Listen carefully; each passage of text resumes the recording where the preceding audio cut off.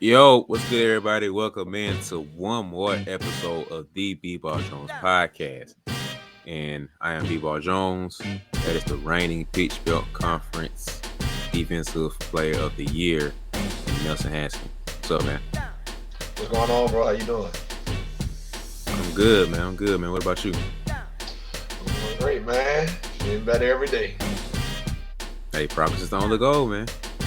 Hey, what? Dang, I wish I had the shirt on. Well, I started to do this anyway. I wish I had the shirt on. Progress is all the goal. Yeah, man. I ain't gonna promote it right now. You know, the time will come when I do promote it. Not right now. Not right now. Thanks. So, but the fun thing about this podcast, man, some days we get on here and we have debates. You know, some very good debates, some interesting debates, to say the least. Some days we get on here, we try to get some game. You know a little bit, I know a little bit, so we try to get a little bit that we have and just, drop a little nuggets here and there, drop a dime or two, across the board. Some days we have interviews, it's very fun. We get other people's insight, pick their brain, learn about them, whatever. But then there are days like today where we try to have more of a conversation and talk around certain things. And I think today is more of a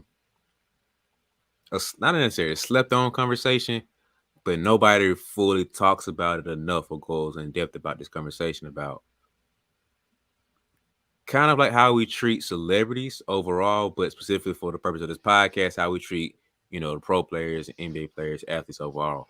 So, just bringing more of a human aspect to these people because we're at a place, especially today's time. I can't relate to the 90s and 80s or whatever, but for our generation where we at right now, sometimes, celebrities feel so far, yet feel so close at the same time.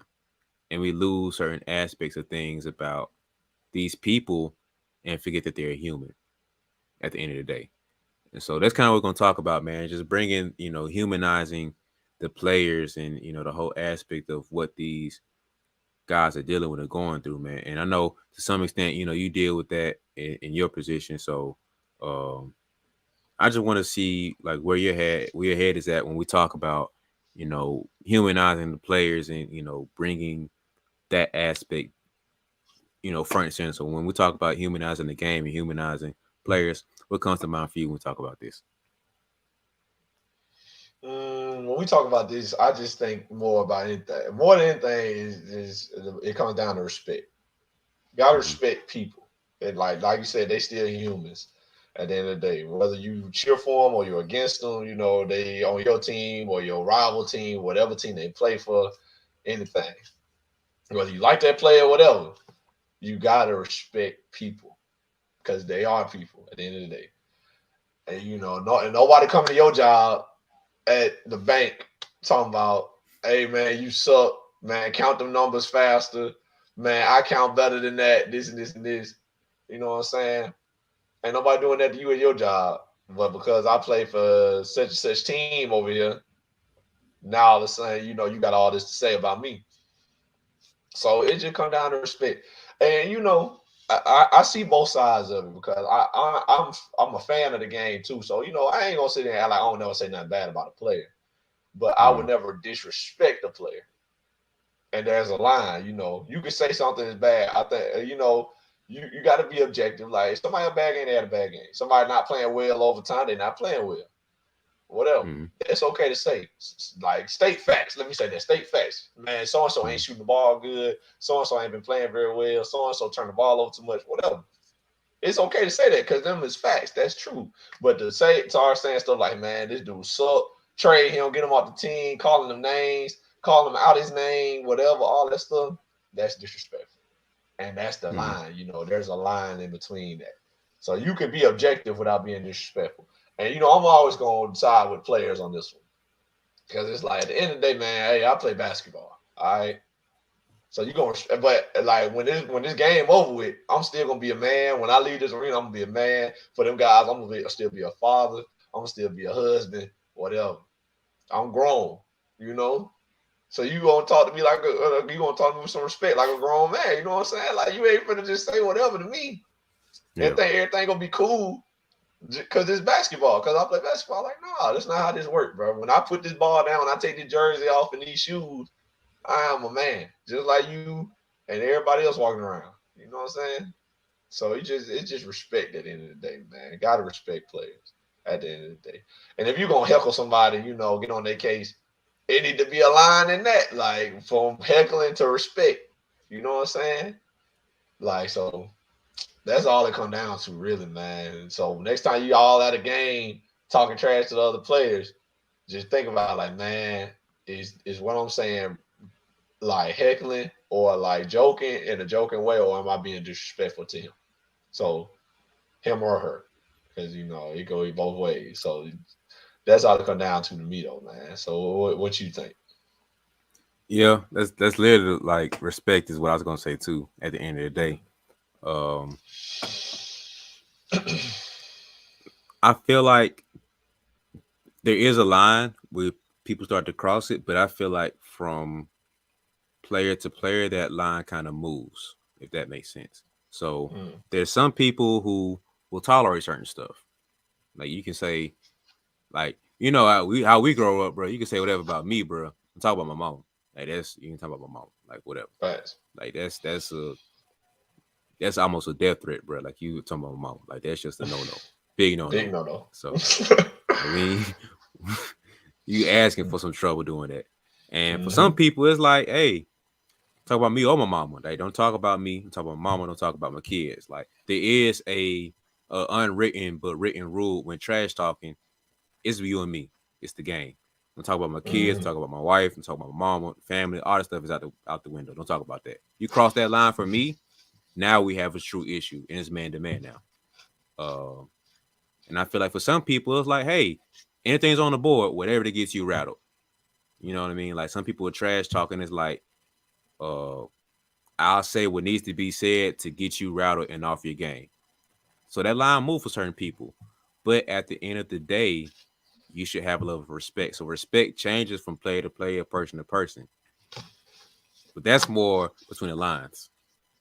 That's combative. Like my team versus your team, I'm trying to stay able to shake you. You feel me? But you still cross that line with me. I still don't like that. But I understand the psychology behind it. At the end of the day, you're not trying to attack me as a man, as a person.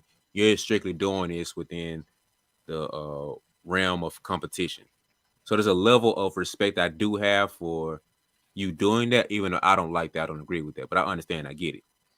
When it comes to fans doing that, that's going too far for me personally. I get it. You're still coming within that same realm of trying to shake this player because you want your team to win so bad. But the difference is I can go do something to this guy. I can lock him up. I can score on him to where I can shut all that up. I can't do anything to you. Well, legally, I can't do anything to you. But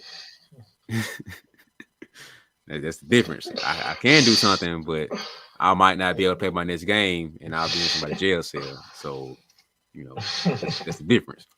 But I feel like I understand. Just because I understand don't mean I agree. So for me personally, I'm not a huge trash talker. I will talk trash, but that's not what I do. I'm just here to hoop.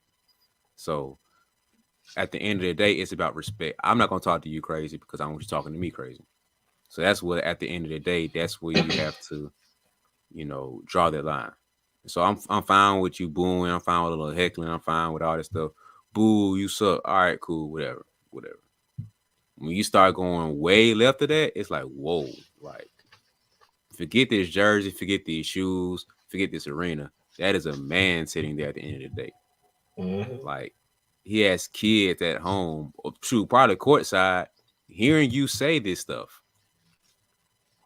My wife, my girlfriend, fiance, my mom, my sisters are hearing you say this about me. Like what? Where your wife at? Let me go talk to her the same way you talking to me. You feel away. So it's just like this put the full lens in perspective when we're talking about trash talking, whatever, when it comes to these players, because people forget sometimes that there's a line right there, and you cross that line like shoot third quarter, where like we in the fourth quarter now, and you crossed that line a long time ago. So I just feel like people lose that aspect of like, yes, it's okay to talk crazy a little. Well, not talk crazy, but it's okay to talk your trash and everything. Don't talk crazy to me. Like keep it respectful, but somewhere that they cross that line and it's like, oh, I'm just being a fan with it. No, bro, you crossed the line, man. So it's just Mm-hmm. weird, man. And feel like people get too entitled with stuff and they lose, like you said, outside of respect. But it just comes down to respect at the end of the day. Facts, man. Especially when it get physical. Like when fans start throwing drinks and pouring beers on people, throwing popcorn, throwing all type of stuff on players. I'm like, dog. I don't know, man. I don't know. Somebody do me like that, dog. Like, I don't know. That just, man, that just seemed crazy to me. Like, that you just poured this drink on me or threw a drink on me, threw food at me, and like think everything just okay, bro. Like I just can't Mm-hmm. slide with that. You know what I'm saying? I was like, I cannot let that slide. Like, for you to just think you finna just throw stuff at me Mm-hmm. because I play for your team or whatever, or against your team, or if I play for your team and I play bad or something, like Yeah. you want to boo. You want to say you suck. Like you said, all that, bro. That's one thing. That's fine. That's just the confines of the game. But don't throw nothing at me. Don't like you said, I am a person. Like should nothing touch me. Let me say that. Mm-hmm. These words can go in and out my ear, but should nothing touch my body. Not you, not your food, not your drink, nothing. Should nothing touch me. Mm-hmm. Like personally. I feel like that's like very like the most disrespectful thing. One of the most disrespectful things you do is throw food at me and jump. You know what I'm saying? Like where do they do that? Who does that? Yeah. Like, who raised y'all to be throwing food on people? A person. You know, it's just crazy to me. I could never do that. Like, I don't see how folks okay with that. Throwing their food and drinks and stuff on another player. Like, that's insane. Like, fans definitely cross the line here and there. But, you know, and I'm a guy like, I play, like, you know what I'm saying? I'm a player. I've been heckled by the crowd many times, obviously. Like it ain't never like it ain't like I just never the crowd ain't never just said nothing to me. Mm-hmm. But like, and I'll be real with y'all. Like, shoot, I play with goggles on. You know what I'm saying? Like sports goggles. I mean, it's kind of easy to get on the dude with the goggles. That's like the easier one to go for. You know what I'm saying? Especially when Yeah. I was in high school. Like, just be real. You know, I got goggles. I got big feet. I'm long and skinny. You know what I'm saying? People used to get on my case here and there. It's like, so that part of the game. Like that's kind of how you know that's how it is. Like that part of the game. But never did I feel like folks were just going crazy, OD, disrespectful. You know what I'm saying? Never. And Yeah. like it's always been like kept in the realm of basketball. Like, hey, that boy, the guy will suck this and this and this. That's whatever. Mm-hmm. Like they talk. That's fine. I can handle that though. I can handle that. But ain't nobody ever threw nothing at me. Ain't nobody ever called me nothing out my name. None like that to my face at least. So I just ain't going for it. Like ain't nothing you can say to me to justify it. Like how you Yeah. said, Yeah. dude, sometimes they try to be like, I'm just being a fan or whatever. Like, no, bro, you being crazy right now. Yeah. like, like I said, somebody could come to your job and do that jump. You'd be like, bro, what's wrong with you? Like, if somebody threw popcorn at you at your desk in the morning, talking about, man, you suck, you'll be like, bro, what? What is wrong? You'll be ready to fight. Yep.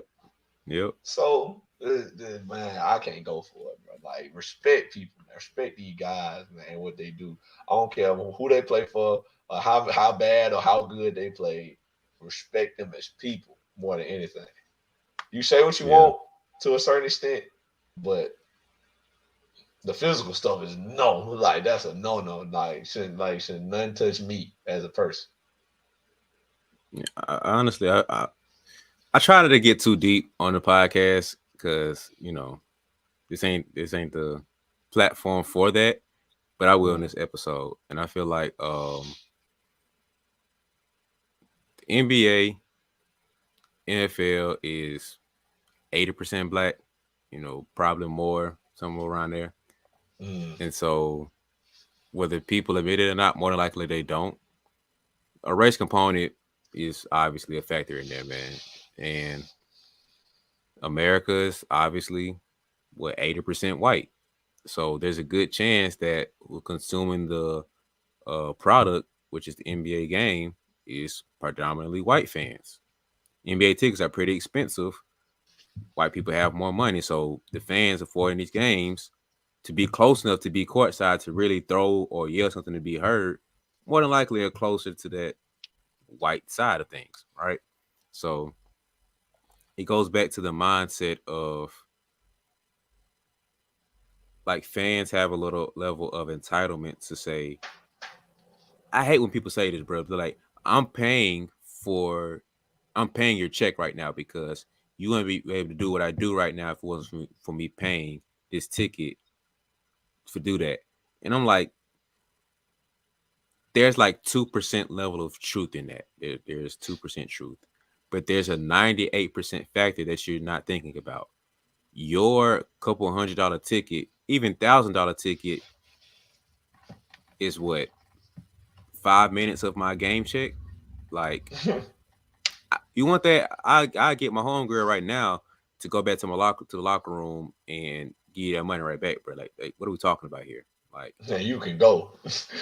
please, like, smooth, like, quick and effortlessly, bro. Like, there's no issue here. If that's what you want to say, then cool, you can have that back. So the level of entitlement to say I'm paying your check, are you really? My check does not say whatever your name is, random fan in seat A6. Like, that's not what we're doing here. So if I'm Luca, my check says Mark Cuban on there. Like, that's who pays my check. That's who does this. So Mm. um but yeah, like there's a level of racism that does play a role in this, whether people want to admit it or not. Because the white fans have a level of entitlement to say these black people are inferior to me, and I have the right to do X, Y, and Z. So I can say what I want to, I can throw what I want to, whatever. We've seen this time and time again in certain arenas. Like I've heard plenty of players say how Utah's one of the least favorite places to play because they talk so wild out there, bro. And Boston's not too far behind. It's like Hmm. Utah and Boston, and other people under there. And I hate that, bro. Like that's really like I'm a Celtics fan, bro, and it's like that bothers me, bro. Like I remember getting to a place where I was like, dang, is that wild over there? Like, can I be a fan of Boston, bro? Like cause I'm a black dude, bro. That bothers me, man. So like it got to a place where it's like that's really how a lot of fans think. It's like it's not just one or two people, it's really a big group of that. And so race does play a big role in that because people have this entitlement aspect dealing with their race. And so I really think some people see it as we're at a zoo. So you're here to entertain me, and part of this is going to exhibit, and I'm throwing popcorn at the monkeys. I'm throwing popcorn at the lions. I want to see the reaction if I can throw this at a bear, see if they're gonna roar at me. Because I'm protected behind this cage. I'm protected behind the NBA saying that players have to respect fans and you can't do X, Y, and Z. This ain't football, bro, where this is this big wall I gotta jump over. And this ain't hockey where I got to worry about this big glass uh, wall between us. No, I can walk into the stands. We've all seen Palace in the Matters, bro. I can walk into the stands right now. We can have this conversation right here. Like, y'all forget, bro. LeBron is a full 6'8", 260. If he can Hmm. fight or not, that punch will hurt. Like, I just want people to realize that. Like, Facts. like these dudes are strong, but they get paid to work out. Now, how many of them work out? How often they work out? But you forget the fact, bro. Like these dudes are strong. Like, come on now. So I think it's a level of racism that goes into it, man. That when you talk about dehumanizing things, that goes back to the whole conversation of race and how black people are viewed, and whether they want to admit it or not, there is a level of that dealing with this topic. So um, yeah, that's part one of getting deep on this episode, man. So I feel like race. I got another thought, a theory behind this too, man. But I feel like race does play a big role in that because there's just this mindset that they have that I'm superior. I don't have to abide by these rules, and I'm not affected by these consequences. I don't have the consequences to these actions that I have. So that's one thought that I have behind why you see a lot of players deal with this, because it's just tied to race. Like it's predominantly black folks hooping in the NBA, man. So um, I want to see how you feel about that. If you know agree or disagree, or whatever. I just want to see how you feel about that. No, you definitely got a major point. I mean, obviously, it ain't all every like bad fan ain't fueled by racism. I don't like, Yeah. nah, that's not true either. But there are definitely, you know, you said it though. Like even players have said, like places like Utah and Boston are a little bit worse than other places when it comes to race and stuff. So it does definitely happen. And you hit the nail on the head when you said it's like they feel like they're in the zoo. Like these players are here to entertain me, and they don't see them as people. They see them as entertainment. Like you said, they throwing Mm-hmm. popcorn at the lions, whatever, trying to see what happens. Like you know what I'm saying? That these are people though. Like yeah, they are meant for entertainment. Like the players are playing the game for your entertainment, but at the same time, like they people. These ain't animals. These ain't animals in the zoo. These ain't fish in an aquarium. None of Yep. that. At the end of the day, they finna take their stuff off and go home with their wives and kids and families. So it's like thinking of them as just entertainment, just for you, that's crazy. And like you said, basketball, one of the sports, like it ain't football where fans 50 feet away from the nearest player behind the stands. And it ain't baseball where I got this big old net and this fence and like y'all 20 yards away.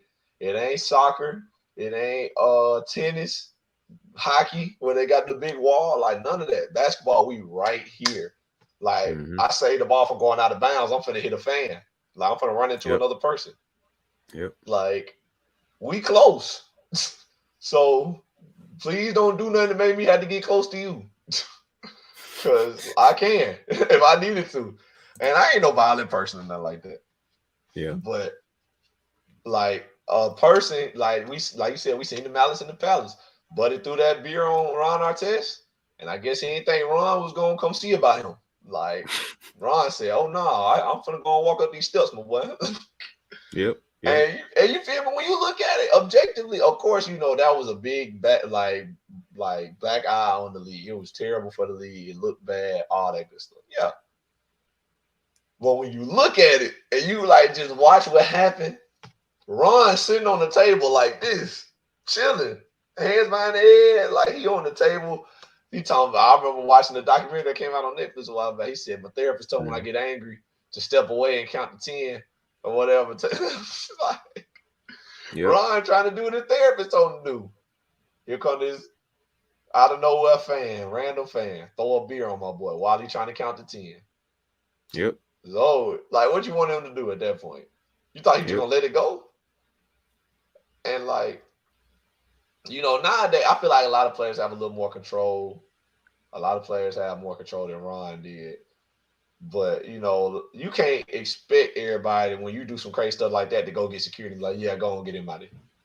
You Mm-hmm. can't expect everybody to do that. I remember Braun did that to a fan sitting courtside one time. He was like, "Hey man, get him up out of here."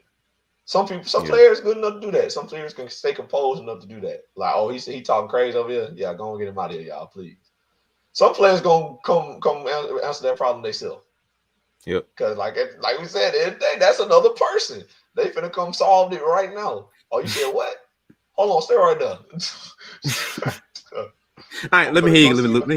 Let me hear you a little bit clearer. I can't hear all the way back there. Let me hear you. I'm saying, bro. Folks don't understand that though. So that's all it is, man. So yeah, definitely racism has played a part in a lot of that stuff. But that would probably be my biggest advice to a fan. Like, don't think every player gonna be composed enough to be like, "Hey, security, he did this or she said this." Everybody not. Some people Yep. gonna come on and solve that problem themselves, and you're Yep. gonna be looking sad. So that's nah. Don't do that, dog. Don't expect that out of everybody. So mental toughness is one of the biggest things that I know pretty much every coach preaches to the players, and also one of the biggest factors in the players' game is the mental toughness. So I know that a lot of coaches wish their players would be mentally tougher, and they struggle with teaching them and understanding you know what mental toughness is to apply it to the game. So to help you guys out, I wrote a whole ebook breaking down what mental toughness is, different factors that make up what mental toughness is, and different ways that you can apply it to your life and your game, because it's a good blend of the player and the person of how both sides of you can grow in your mental toughness. So I broke that down in the ebook, the Mental Toughness Playbook. The whole ebook is about 50 pages, a little less than 50 pages, easy to read, a simple breakdown of what mental toughness is, different factors and different areas in it that impact your mental toughness, and how you can grow and develop in there. So if you're interested in it, it's in the description below. So go ahead and look in the hit that link and invest into yourself by investing into your mindset and mental toughness. Because I personally believe that your brain and your mind is so much powerful than you give it credit. So invest into your mindset, and then your body will follow afterwards. So the Mental Toughness Playbook, get the ebook below. If you tune into it, thank you. I appreciate it. If not, it's fine. Get back to the rest of the episode. See you later. Yeah, that's where Westbrook gift came from, where fan talking to him crazy, and he just like, y'all hear him? Like, he talking crazy. Like, that's where that whole thing came from. Fan talking crazy to him, and he like, yo, get your man's over here, cause like either y'all handle that or I handle that. And that's what I'm pretty sure like NBA players are all like that. Like, yo, security, y'all get him for somebody else do. And like that, let's end that. Cause I guarantee if it's funny, NBA players say this all the time, man. Like, y'all be talking so crazy from the stands, but y'all like don't realize that these aren't average human beings. Like Steph Curry, yeah, he looks small on the court, but he's standing next to 6'7" and 7 foot guys all day. Yeah, he gonna look small. But 6'3" is not small. Yeah, he looked tiny, compared to a bigger, thicker Draymond, but that boy put on like Steph Curry is in the weight room, bro. Like he's strong. I Like promise you, he is. there were times in the finals last year where it was like, yo, he dropping and he ain't getting bumped that hard. Like I know like the average person probably don't realize that and see it, but like as hoopers, we know, bro. Like Steph Curry driving, he ain't getting bumped off his pad. Like that boy pretty tough. Like yeah, Kyrie don't look he look kind of slim and everything, but when he driving to the goal, you ain't bumping him off his pad, bro. Like he might curve out a little bit because it's just hooping, but he ain't moving. Like he ain't just flying out through the court, bro. Like he got some strength to him, bro. And that strength can be transferred in different ways if want to be tested. So I feel like fans should, remember that these dudes are training and working in the weight room for a living. So yeah, I might look small, but I can push some weight when it comes to the weight room stuff, man. So uh, I'm trying to like be like all NBA players are fighters or nothing, but let's just remember that some of these dudes don't come from the best environments where fighting isn't abnormal. You just keep that in mind sometimes too. But another fact that I think plays a role into like the dehumanization of players is basically social media. Technology plays a big role in that. Between social media and 2K, I feel like we strip down players from being a human. Social media, because like I said before, celebrities and stuff feel so far away, but yet so close, because I've never seen Kevin Durant in person in my life. But if I wanted to, I can be like tweet at Katie Trey, whatever his Twitter handle is, and I can get a response from him. And I can have a back and forth. Like Katie is known to respond, Katie Trey 5, whatever the name is. And yeah, so he can respond back and I can get a reaction out of him. So now people get to a place where it's like, oh man, let me see what I can say to get a response from Kevin Durant. More than likely, my thought process is say something nice to compliment him. He probably ain't gonna say nothing too much. Just let me find the most outlandish, craziest thing to say that can get a response. That can get me on overtime, on Sports Center or whatever. Like that's really how people think. I would not be surprised if a lot of people actually sit there and thought, I want to get some attention. Let me talk crazy to somebody. But they don't forget once again the ramifications of this being a human being on the other side of here. Like my mom sees your tweet, bro. Like for real, that's what we're doing here. Like my kids are on Twitter too. Like they're posting stuff on social media that they can see. So you talking crazy. If it's just me, okay, cool. But you don't realize I'm a human being at the end of the day. Number one. Then number two, the funniest part, bro. Folks have Twitter fingers, man. You talking all crazy through this phone. But if you saw me in person, you would be kissing my butt. Oh man, Katie, I'm your biggest fan, bro. Like, oh, Russ, I love you, man. Man, didn't you just call me Westbrook online? No, man. That was a typo, bro. Come on now, typo. You and Skip can get out of here, man. Like, it's folks just be talking so crazy, man. But in person, you are the biggest. You kissing their butt up and down, man. Like, but you talking crazy. You got Twitter fingers. So I think folks forget that a little bit too. And like going back to 2K, my last point is like I think sometimes people forget that when players have injuries, it's not like 2K to where, oh man, Kawhi been out for a year, he got hurt for the season. I can just restart the game and Kawhi be back just like that, and he good, he can hoop.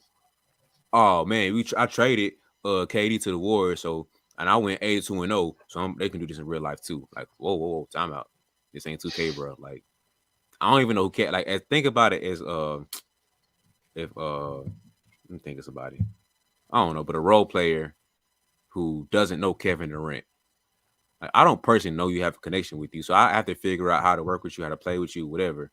Steph and them, they more cool with him, whatever. But it's like I don't know who you are as a man. So yeah, you might be able to hoop. That's it. But I don't know you as a man. I have to figure out how you work and how you mesh to be able to make this work. It ain't 2K Mm. where you just go play on the game and then to play the next game, play the next game, and you just keep it pushing. So I feel like people forget that sometimes where in real life I have an injury, I need to actually recover from it as a human being going through an injury. Like I'm not just going through surgery and I'm patched up and I'm okay. No, my knee actually hurts, bro. Like I have struggled walking up and down the stairs every day. I struggle getting out my car. I can't get out of bed now because I had surgery on my knee. Or just go get surgery. You'll be all right. Surgery, bro. Like, hold on. I gotta get gassed and knocked out. Like, this is my body we're worrying about here. So I feel I like got to people think forget about about that. this. Yeah, like it's easy if wow, you can go get surgery. You'll be back in 2 months. Whoa, time out. Like, I gotta do what? Oh, okay. Like that sounds good on paper. Like, oh, beautiful. Go get surgery. You'll be cleaned up and recover. Go to therapy and be back in 4 months. Okay. Like you said, I gotta think about it. So when folks don't aren't that thinking the full process through, they think 2K. Jamal Murray's hurt. He should be able to return in 6 months. So 6 months he'll be back, and we'll be back to averaging 28 points a game. Like no, bro, that's not how this works. It's not And how it so goes. when people do think about the game, it's like, well, why ain't he performing well? He sucked. He trash. He's washed up. Bro, I just missed the whole year because I was hurt. Give me a couple games to get my rhythm going. Oh, Lakers trash. They got Westbrook, all this stuff. They trash. Bruh, I don't know how to play with these guys yet. I'm a human being. Give me 40 games to adjust rather than just 20. And that's just kind of how it goes. But people don't, to me, non-hoopers, bro, talking about the game, number one, and then people who don't have the understanding of the human aspect of it, speak on the game too, man. But I feel like, the technology part of social media and 2K has a big effect on, not seeing these players as humans and we see them as robots instead. So it's like that affects, or plays a big impact in like dehumanizing the plays and celebrities, man. So that's my other theory behind, why they're not seen as human beings.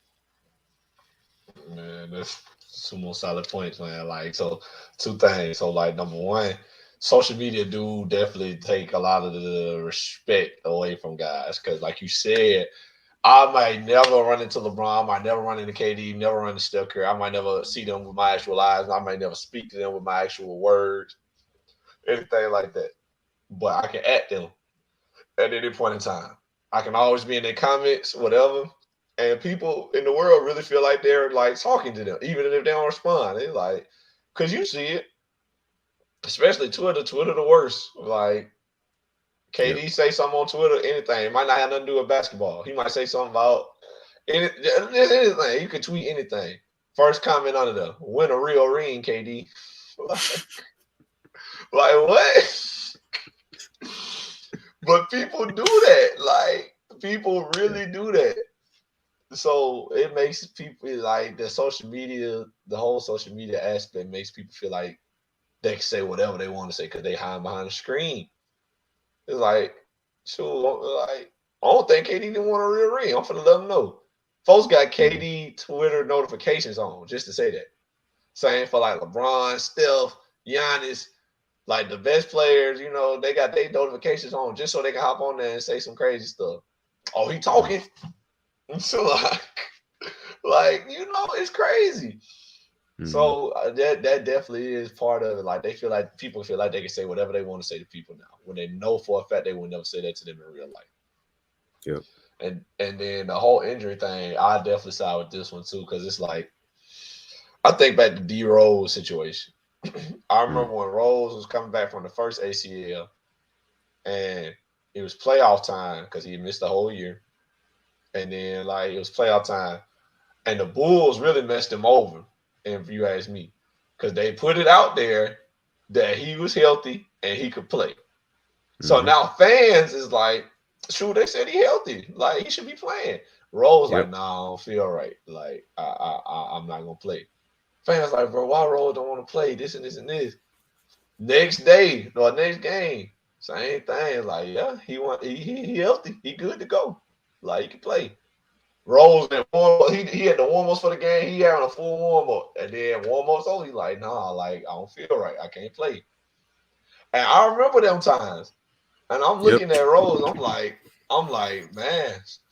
Like my first thought was, if this man, as much as he loved the game of basketball, like obviously he care about it. I don't know D Rose personally, but just looking at him and seeing what type of guy he is, I believe he loved the game of basketball.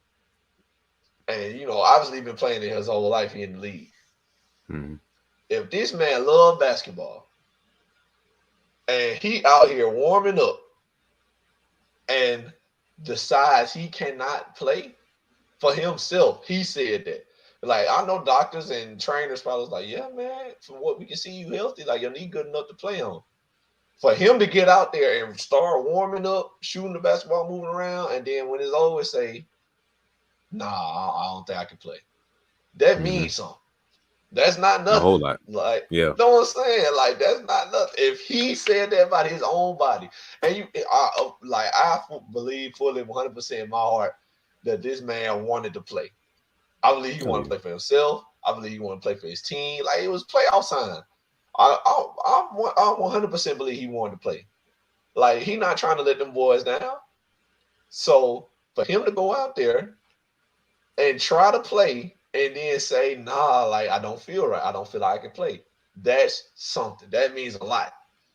So, and players, not players, but fans was getting on his case. They're like, man, Rose scared. He need to stop being scared and play this and this and this. I'm like, man, you tear your knee up doing the one thing that you like to do and see if you can get out there and do it again like it's nothing. You know what I'm saying? And people don't Mhm. understand that. Like, what if you was at your office job and one day you just hit the W key and your finger broke? Like you ain't do nothing crazy. You just was typing away, click, click, click, click, and you hit W and your index finger broke. Like broke in the whole other direction. Like your finger pointed a different way. The next Mhm. time you touch a keyboard, you probably gonna look at the W key like, make sure this is a safe W key. Yep. So think about that.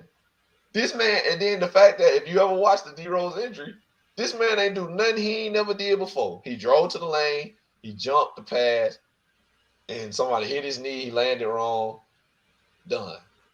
ACL. So he ain't do nothing that he had not done probably 1,000 times.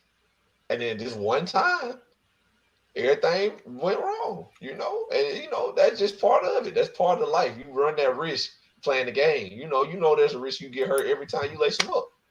He Mhm. get hurt doing doing a move he done probably 1,000 times. You can't expect him to go out there and just act like it never happened and play like everything's the same.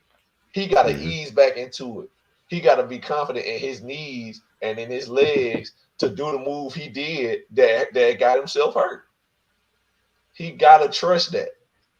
Yep. And so, like I said, man, for the people that got on this man case, and like I understand you might be a Chicago fan, you might really wanted them to win this and this and this, all that good stuff. I understand.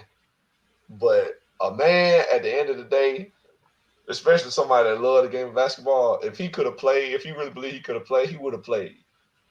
So don't like you gotta give people some grace in that kind of stuff. Like, man, that's his body at the end of the day. Mm-hmm. Like, if this man don't feel like he can play, I'm gonna be the last one to tell him he can get out there. Like, if I'm on Rose team, I'm like, man, how you feel? If he said, man, I don't feel right, bro, I don't think I can play. I'm like, man, don't play. And don't Yeah. play. We good. Like, bro, take care of yourself, bro. You are a human. Like, you're not a machine. It's not 2K. Just because they said you good don't mean you good.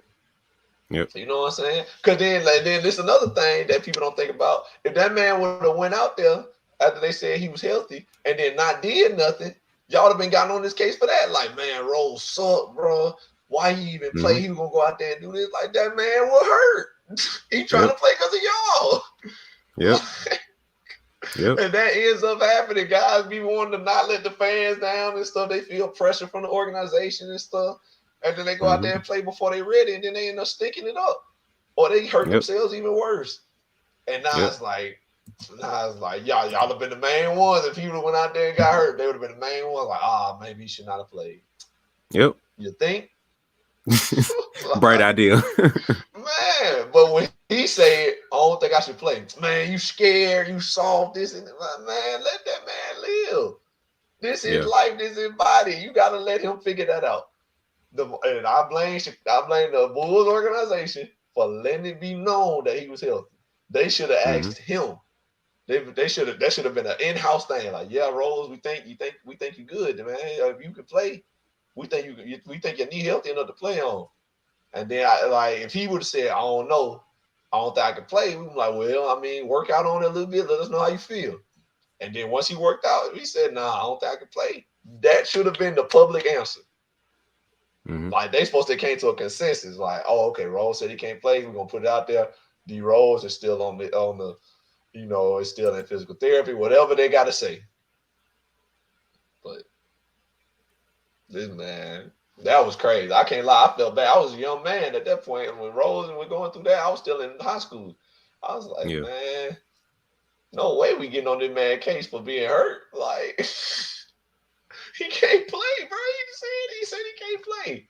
I ain't finna make nobody play if they think, especially an injury like that. Now, it's one thing this man would have turned his ankle. It's like, man, come on, bro. Put on an ankle bracelet to do it. When you Yeah. talking about an ACL and somebody who had surgery and hadn't played in months, and you talking about, man, stop being scared. They said you healthy. Now, this been you'd have been rubbing your knees like, I don't know. Y'all sure I'm healthy? That's my ice hat on there, like Shaq be saying. I'm saying you would have been scared. Anybody would be scared. Like that man, he is a human. That man was scared. Like, and I understand you got to build that confidence. Like, and I knock on wood. I ain't never been through that, so Mm. I'm gonna be the last one to tell him what he should have did. Like, hey, Yeah. bro, think you're right, bro. That's what I say. Derek, I would have called that man by a real name. Derek, just do whatever is best for you, dog. Wait. Wait. Hold on. Time out. Hold on real quick. I just got a quick question for you. All right. Okay. Look. So where did you go? Like, what are you going after right now in your life? Right? Are you looking to make the team? Okay, you didn't make the team, but you're looking to figure out how to make the team coming up. Or maybe you made the team, but you're right on the bench. You're not playing like you want to. Or maybe you're playing a little bit like you want to, but you're not a starter, or you're not finishing the games like you want to. Or maybe you're the player, but you're just not quite where you want to be as far as recognizing your county or maybe your conference or your state, whatever you're trying to be recognized at. Whatever your goal is, I want you to forget about that. Like, put it on the board or something, write it down in your phone, and just put it somewhere and tuck it away. I want you to take that goal, throw it over there, and now I want you to write a new one, right? I want you to write PROGRESS.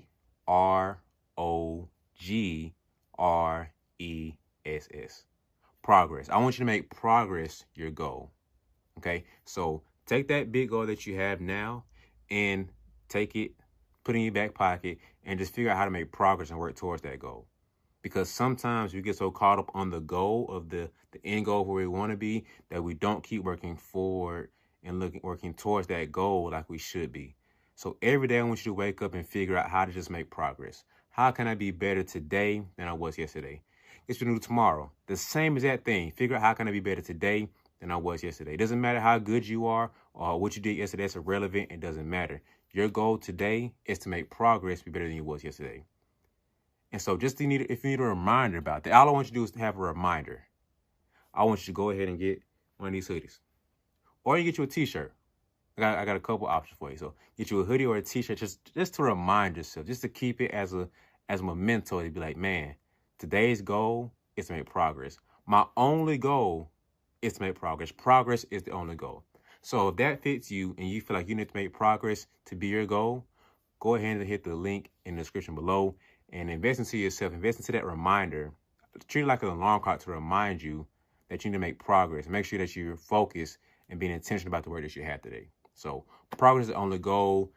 Hit the description below to invest into yourself. It's not about me. Investing into yourself to remind yourself that progress is my goal for today. So that's enough for me, man. I hope I didn't interrupt you. Get back to the episode. Yeah, Not like to. I remember that too, man. And honestly, bro, like you said, I gotta blame the Bulls organization. Because think about it like this, man.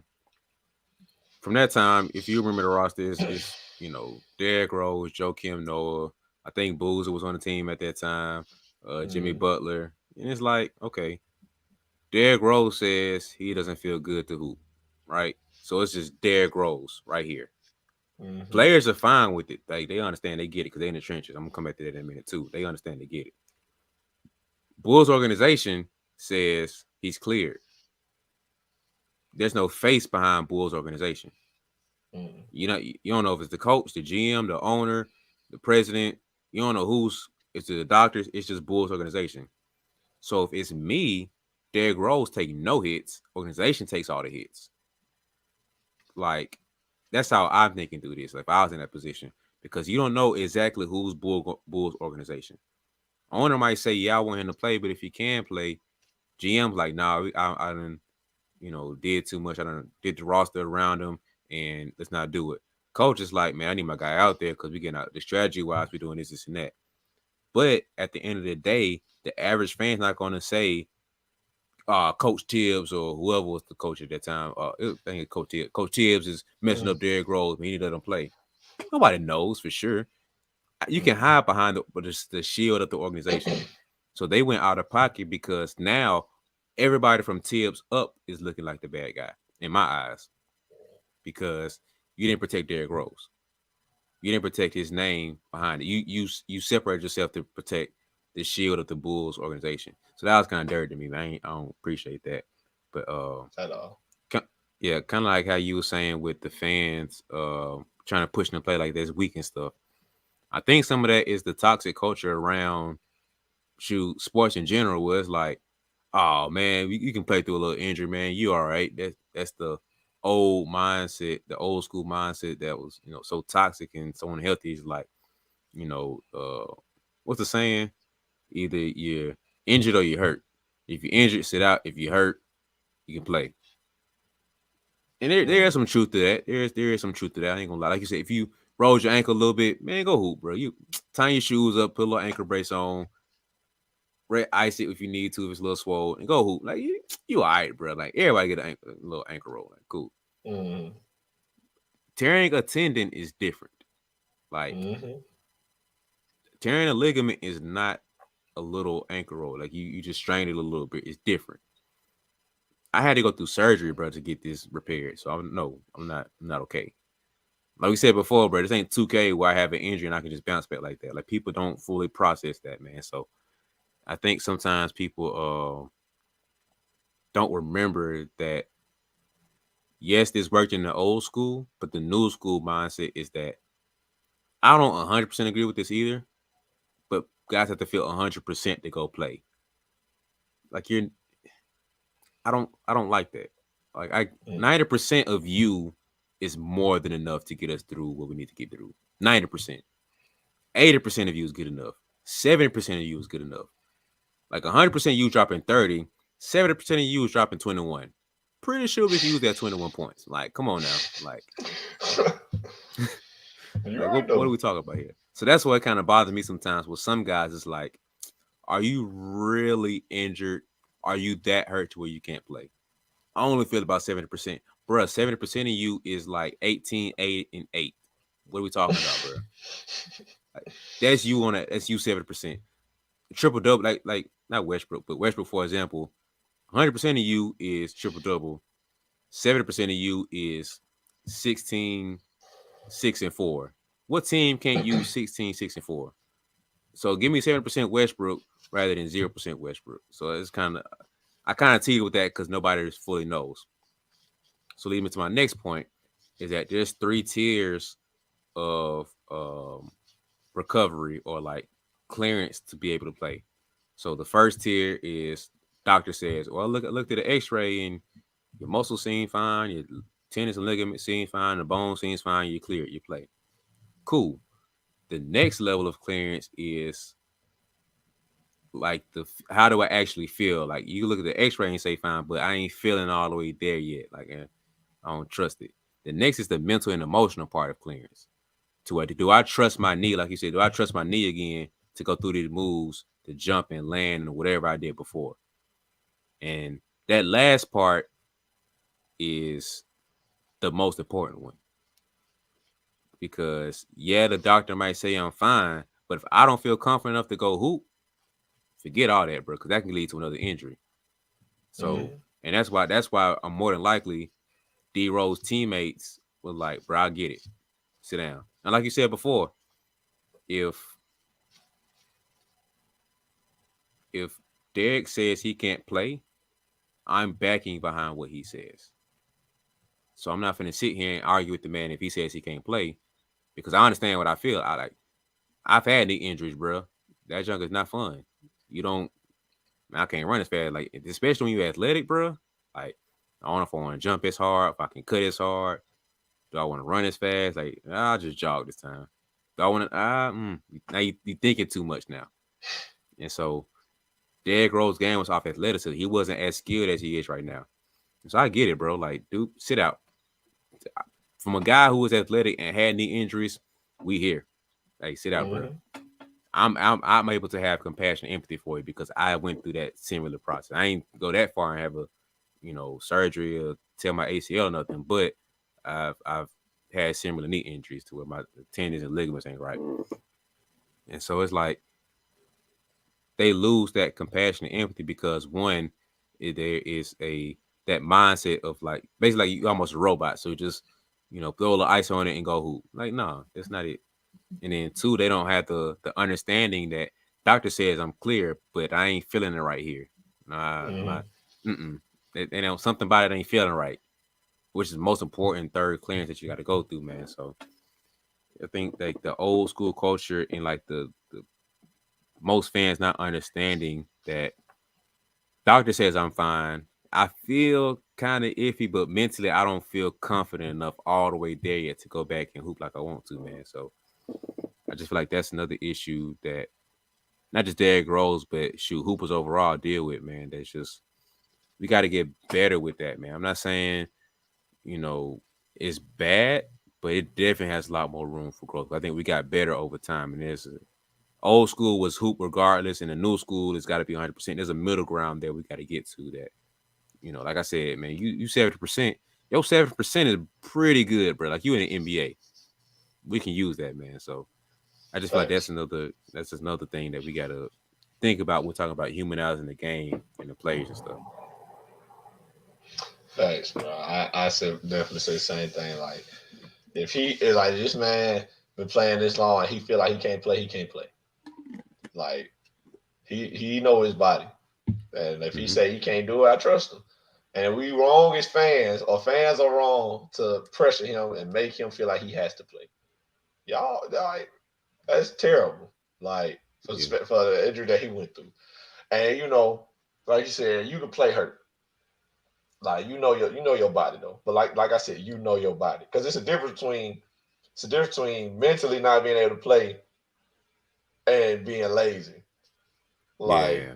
man, my ankle kind of hurt, or man, I got a little scratchy throat. Like, if I got a little sniffle, I ain't, yeah, y'all got it tonight.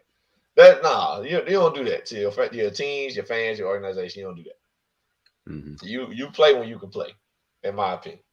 And in the NBA, they load manage and stuff now. I understand that too. But if we talking about injuries and stuff, you play if you can play. But once you feel like in your mind and in your heart, like, man, no, I don't think I should play tonight. I don't feel like it don't feel right. My body don't feel good enough to play. Whatever. That's like perfectly acceptable. Like we got to take that for face value. Like, okay, you don't feel like you're ready? Good. The Mm-hmm. doctor say you clear, but if you don't feel like you're ready, that you know your body, you good. Yep. You know what I'm saying? And that's just the bottom line, in my opinion. Like I didn't play on turned ankles. I didn't play with hurt ribs and bruised thigh. I had thigh contusions, all type of stuff that I had to play through. That's part of it, man. It's part of the deal. But Mm-hmm. playing through an ACL, now that's something I hope don't nobody ever ask me to do. Because they're gonna be the day I'm like, coach, I don't think I can do it. And I hope my coach backed me before anybody. And I feel like I put a lot of blame on Theos and them too. Like Theo should have came out and like, yeah, if he feel like he can't play, he can't play. Somebody, I feel like I don't know. Let me not jump the gun on that because I don't remember anything. I just don't Yeah. remember anybody saying anything like that. Like Derek said, he doesn't feel comfortable playing tonight, and we stand with Derek. I don't remember nobody saying nothing like that.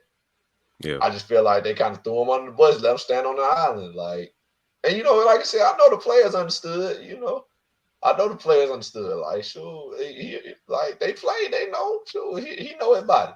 But I just don't remember nobody, no coach, no GM or nothing, nobody podium saying, "Yeah, Derek doesn't feel good playing." He said he doesn't feel healthy. He doesn't feel 100%, whatever, and we're not gonna make him play. Yep. And I just don't remember nobody saying that. So I feel like that was wrong in itself. So, but that's yeah, man.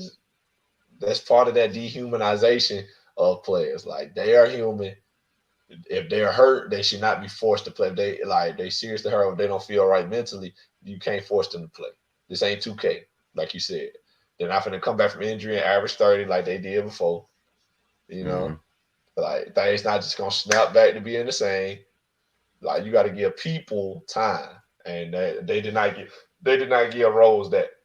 And I hope we learn from that experience as players and as as fans and the league. Like, I hope the league learn from that too, because nobody deserves to get deal like that for real, to be thrown under the bus for being injured. So I hope we learn from that one as well.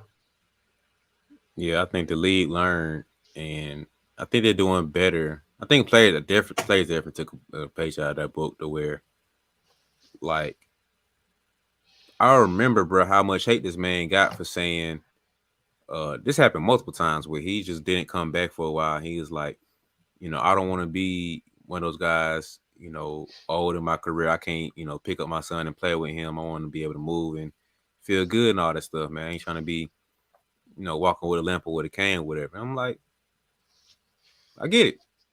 Yeah. Then you got the older guys and, old heads and like, I see my fingers all crooked and bent and stuff. You know, Kenny got the knee issues and he don't know how to walk straight, and Chuck got the hips, and I did this and this player walks with limp and all the stuff that, bruh, I get it. You did what you did. Fine. You can't scrutinize this man for not wanting to be like that, especially if he's a way better player than you were. Like, why are you talking about this, bro? Like, he could retire right now, have a better resume than you did in your whole career. Like, what are we doing, bro? Like, you screwing out the man for what? Like, bro, I don't, like you said, I never met Derrick Rose, never met this man personally, don't know him. He's one of the few hoopers that has a unrivaled passion for the game. Like, you just know. Mm. He one of them dudes where it's like a big kid out there on the court. He loves the game, bro. You can see it. Like, it was easy to see. That man wanted to be out there on the floor. Like Clay, you remember how Clay was when he couldn't hoop? He looked miserable. That man was depressed. Like he was going through it. That was Derrick Rose. I'm pretty sure that Derrick Rose in the inside. He's not as emotional. He's gonna show it as much, but I'm pretty sure that Derrick Rose, man. But he saw a bigger picture when I'm like, nah, man. Like I see how y'all walking. I ain't trying to do all that, man. But it's just putting respect on that man's name, man, and just letting him come back how he needs to come back. Because once again, he wants to play a long career. You talk about the load management and everything. Like I can't rush this injury and come back and go through this again, especially when he's been through this process multiple times. It wasn't like his first knee injury. He just like, oh, I'll come back and I'll be cool. I have multiple knee injuries, bro. Like I've had multiple surgeries on the same knee too. I'm like, nah, take your time, bro, please, because I'm tired of hearing. Not selfish, but I'm tired of hearing you getting hurt because it hurts me to know that you getting hurt. But everybody don't think about it like that, man. It's like they just see Derrick Rose out there being slandered, hanging on a cross by himself, and nobody's defending him. We have the power, like I said, it's Bulls organization. It's not just Tibbs, it's not just GM, it's not just president, and not just owner. It's organization. So all y'all lumped together. Like you said, I don't know exactly, but I don't remember anybody stepping out and defending that man's name. So 9 times out of 10, Derrick Rose name, anybody in the Bulls organization name, we're not comparing who's more popular. So we hear Derrick Rose versus Tom Thibodeau, even though he is the most popular face of that, organization group. Who can take more heat? It's always gonna be Derrick. So y'all could have did more to protect that man and made him, not as villainized, especially in Chicago, bro. That's home, like that's home ground for him, man. So, Like that's where he from. Like that's bad, man. That's terrible. so But they turned the fans on him, man, and I'm pretty sure that messed him up too. That hurt him, but got to put some more respect on that man's name and just players overall when they are going through that process of recovering from injury. Because like we keep saying, bro, it's not 2K where injuries off and I'm fine. Like let that man heal as a human being first, and then as a basketball player. facts. That's the one. That's the one. Because he got to feel good as a person to play, like not just a basketball player. Forget basketball. Am I good running, jumping? Am I good like trying to go full speed? Like am I good trying to explode off the ground? All right, now that I done did that, I might play basketball. You know what I'm saying? I might be good enough to play basketball. I might be good enough to try to play with defense on me again, stuff like that. Like he got to heal as a person before a basketball player when it comes to serious things like that. And I done played with plenty of teammates. I got teammates now that done tore ACLs and meniscuses, everything. Should we add my boy Miguel on here? Mm-hmm. A while back. If y'all ain't seen this episode, y'all need to go check that out. That's an interview we did. Miguel Williams, my former JUCO teammate, broke his leg. He came back to the game, and I remember watching him. Like I remember watching him when he was like healthy enough to start, running and stuff, and he started practicing with us. He did all the non-contact stuff in practice. I would never dare tell that man he need to try to do something in game. I mean, in practice with contact. Like, so I'm just glad to see him out here. Really, like that was my whole thought process. I'm like, man, Gail in here. I'm happy. Cause we do Mm-hmm. non-contact drills like running layups and stuff, like 3-man weaves and stuff. We doing all that. I'm like, sure, I'm just happy Gail in here for real. Like I'm happy to see him running, jumping, laying the ball up, playing basketball. But like if to be real with you, like this just being me, if I would have heard anybody try to put pressure on that man to play, I would have stepped in. I would have been like, hey, bro, no, when he ready to play, he'll play. All right. Like I'm just happy he in here. And that's how Mm-hmm. they should have did him. But like Yeah. that's my dog, that's my brother. So I'm like, I'm not gonna let you put him at risk above anything. Forget basketball, forget everything. You're not gonna put him at risk because he was hurt. That's his mental state on the line. So at the end of the day, I'm stepping in on his behalf. Like, nah, bro. When he ready to play, he can play again. And I remember telling him that on the podcast on this interview. I said, man, it would make me happy just to see you play again. But if you don't, that's what it is. Whatever you do, I'm gonna be happy as long as you happy. Mm-hmm. But I'll be doggone somebody come here like, man, make that boy Miguel play. We need Miguel. Like, nah, bro, Miguel need Miguel. Mm-hmm. Yeah. He need his legs. You know what I'm saying? Not us. He only got one more year to play in here with me. He got the rest of his life to walk around and jump and be happy and do what he want to do. You know what I'm Exactly. saying? So nah, bro. Like That I feel for that because I'm like, even though it ain't me, I've been around it. I've seen enough of it. Like, nah, bro. Whenever you want to play again, bro, I'm gonna be happy you playing. If you don't ever play again, whatever you decide to do with your life, I'm gonna be happy to see you walking around being happy with yourself above everything. So, nah, you can have that. Yeah, yeah. Like that's yeah. I think players all understand this, bro. Like players, Mm-hmm. this is I'm pretty sure that the players are amen court on this one. Like, yep, mm-hmm, yep. Because like you said, you either been through it or seen somebody or close enough to somebody who's been through it. And you fully understand what that means. Like the average person who's never played any sports don't understand, bro. Like it's one thing, like say you have an injury, right? Shoulder injury, elbow, whatever. You have to go rehab, therapy, whatever. And you bounce back, right? So you back to normal, just normal. Imagine having to be normal, like regular human jobs, right? Mm. You have to exceed above that. So you go like you uh the average job you have, you probably at a desk or something like that, man. You don't need too much work to get back to work. You can Mm. be 50% and perform your job. Like, okay, cool. Like we don't need